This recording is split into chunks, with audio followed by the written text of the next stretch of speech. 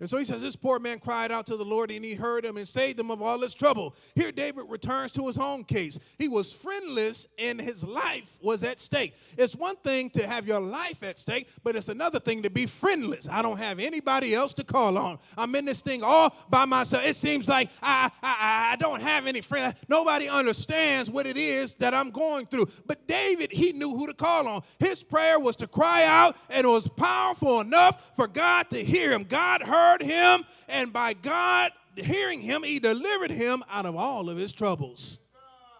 Isn't that something? Isn't it good to know that God always hears you?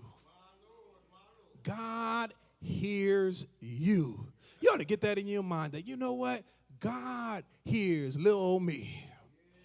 God hears me. That's something that the King of Kings, the ruler of the universe, he hears me, that I've got a direct connection to God, that I can call on God when I need him, and God hears me. And so all in one moment, David went from trouble to victory. God can turn your situation around just like that. God don't need a whole bunch of work. God don't need a whole bunch of time. When God is ready to work, God can work. God can turn it around just like that. You could have came into church with a problem and leave out of here with victory because you put it in God's hand.